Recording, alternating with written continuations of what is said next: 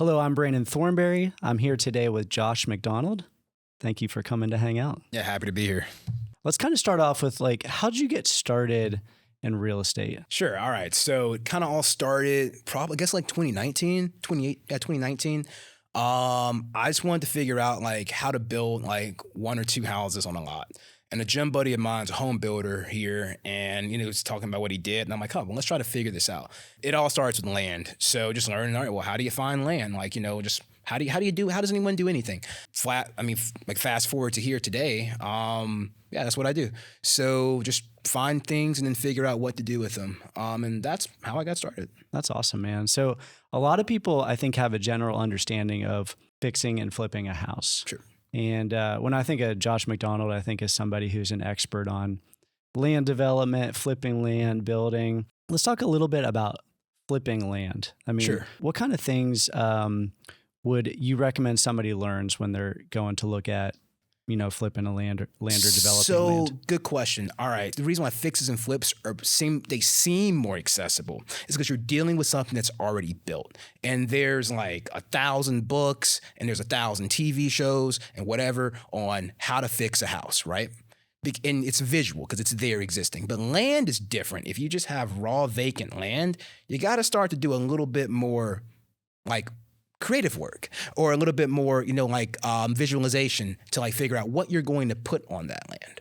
And not all sites are created a little bit differently.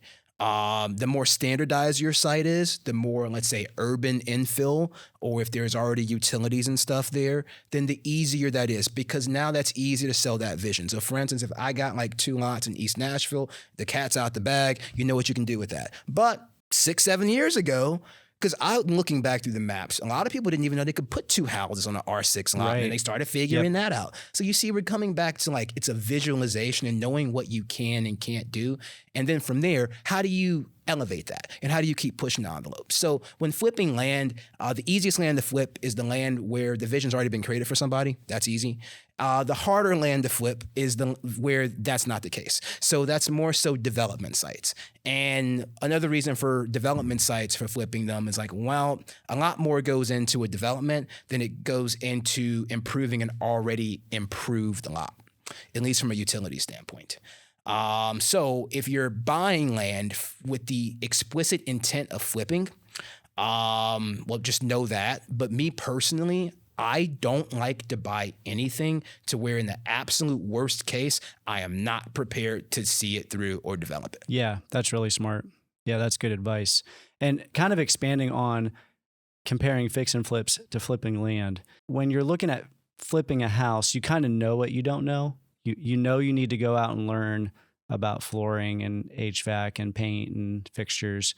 With land, you kind of don't know what you don't know. So how did you teach yourself? Did you follow somebody else? Did you just kind of get in and learn it? How did that look? Well, land in particular. All right. Well, for building, so new construction building. Well, I just hire contractors like that. That's the way that works. Hire contractors, and quite honestly, if you work with your contractor long enough, that becomes a partnership in its own way. So find good contractors, and then they kind of handle that part. So that's kind of a different topic. What I spend most of my time doing, at least on the building and construction side, is on design and planning and just monitoring.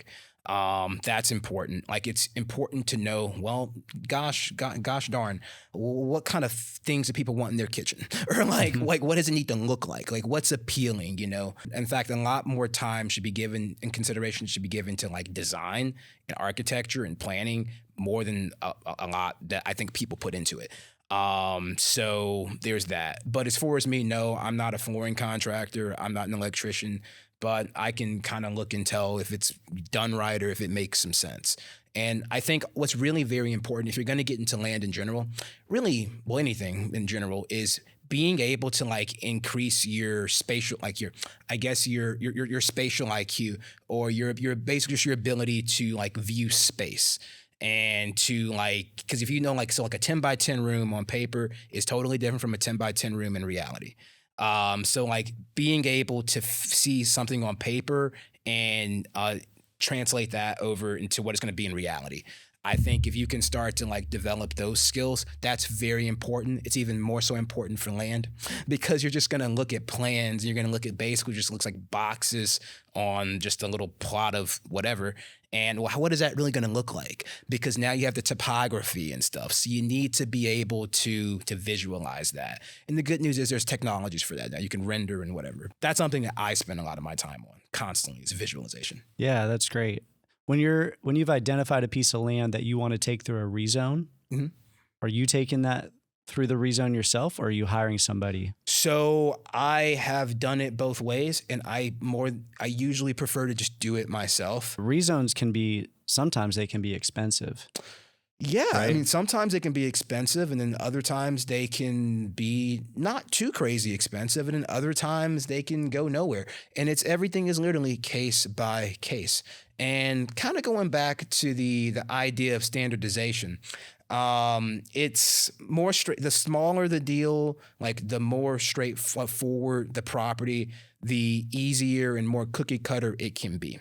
Mm-hmm. And then with that, you're just trying to like check all the boxes. But the minute you go outside of that, well, then this is when things start to change.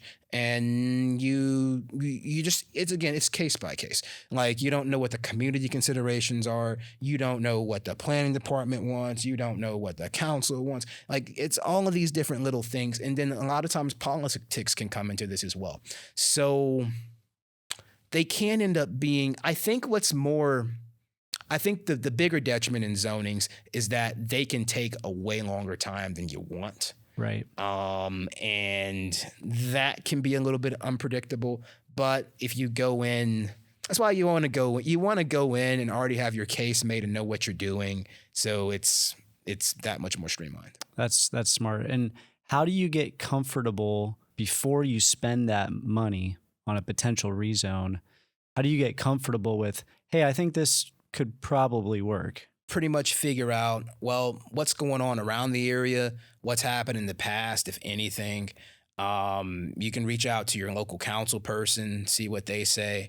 But then what I really think it makes the most sense for you people to do, you better understand what in the world the planning department wants. Right. That's, at least here in Nashville, that's very important.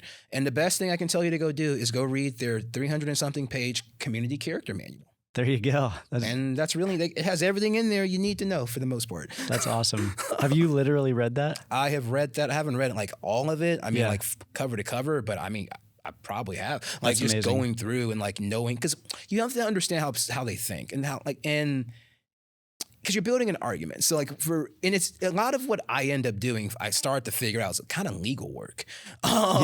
So, if you're going through a rezoning or you're permitting or whatever, well, you need to you're checking your boxes and you're building your case. That's awesome. That's great. Well, I always enjoy hanging out with you. I feel like I always learn something. Thanks for coming to hang with us. Yeah, of course. If you'd like to learn more about Urban Gate Capital, please go to urbangatecapital.com and click on Invest or Borrow.